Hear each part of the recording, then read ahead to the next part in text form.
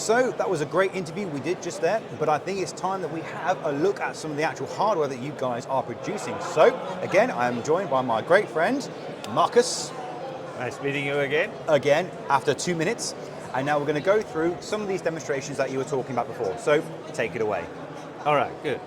That's what we just talked about, is when we were talking about the silicon carbide solutions into our old module manufacturing. And you can see we started with silicon carbide in 2011, still in the old times.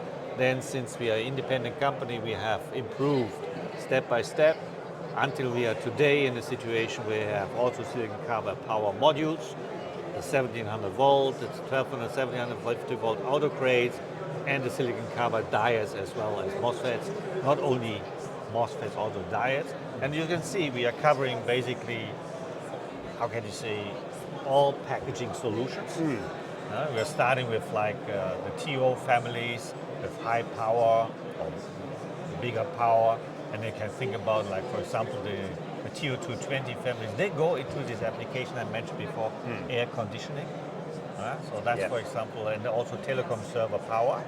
Telecom means RF power, server power is what we talked about for KI.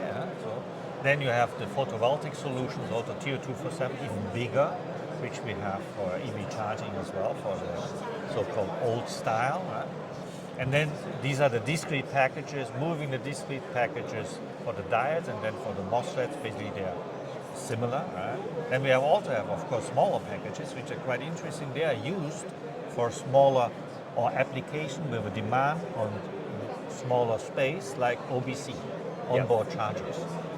So this then classical TS pack solution. Now, one thing I like to just mention, you've got innovative packages here. Yeah. So is it the fact that you've included these contact pads here that allow for heat dissipation from the device? It's also topside cooling. Topside cooling? Yes. And so does that also mean you've got an underside plate as well? Because of topside cooling, we can make the chip actually smaller. Oh. So that will downsize the chip. So that's very important, because otherwise when you have the classical cooling situation, you have the heat sinks. So in these cases, you have this large heating tab here, which you connect to. But in this case, it can go directly on top. Directly on top. And I take it there's also a metal plate on the bottom as well? Yes. Now, would that be a grounding plane? No, I don't think that is a big issue. So far, we didn't hear about that, but what you can see is, for example, we have a very thermal independence, impedance. That's actually a different word there a little bit, but okay. I haven't heard about that one. But this one today is the most popular package in automotive.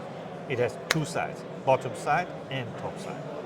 Bottom side and top side? Yeah, you have the top side and there's the bottom side. Those are contacts there? Yeah. So you can, it's the same package, so that can, right? So when you put that into a PCB, it can kind of like, do you make a cutout and it kind of like sits inside? Yes, exactly. Oh, that's brilliant. why it's from the cooling concept different. So, but it's a little bridge. But what is happening? The next is the power modules. And this is where you've got your dies directly connected to this, what looks like a ceramic base? Yes. Yeah. And so in this one, you've got 8 silicon carbide packages? I think. This one, yes, it has 8. That's true. And so what kind of... it is different. We have a 4-pack, 6-pack. So And so up to 200 amp current. 200, is that per device or? No, the whole thing. Total, the whole thing. But that would be at like 1700 volts, 1200 volts. Yes. So you're talking a massive. Yes.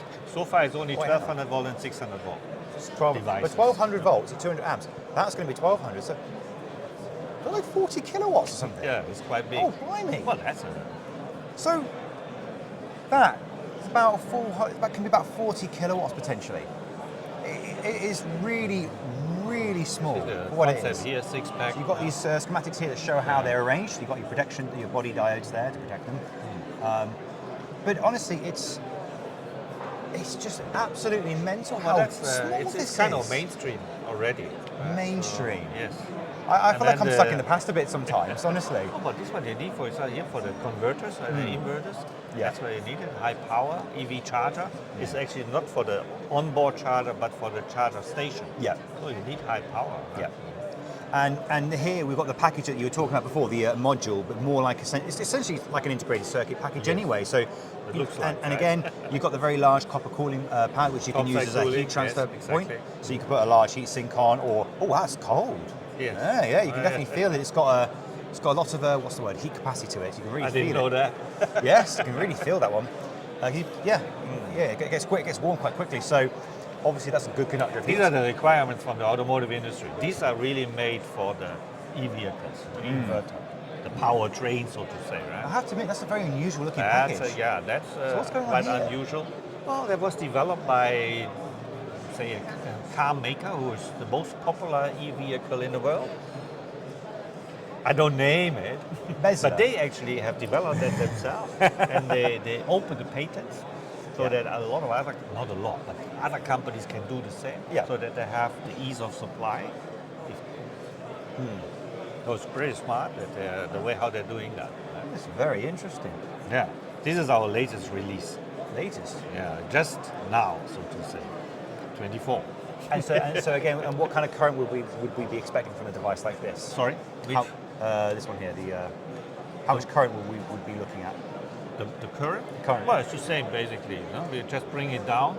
We can. There is two MOSFETs inside, and we are working on 4 MOSFETs. So you're trying to make these ones smaller, essentially. Yes.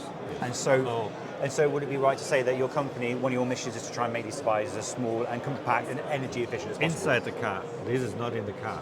This So you need to reduce the weight. The charger. Of course. The charger station. But this one will be the vehicle. That's inside the and that's to vehicle. reduce the weight so that you can improve the efficiency of the whole system. So Fantastic.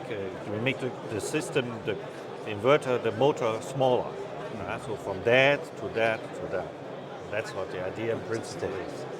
Now, if we move over to here, so we've got some more things going on around here. Looks like you've got some more modules and diodes.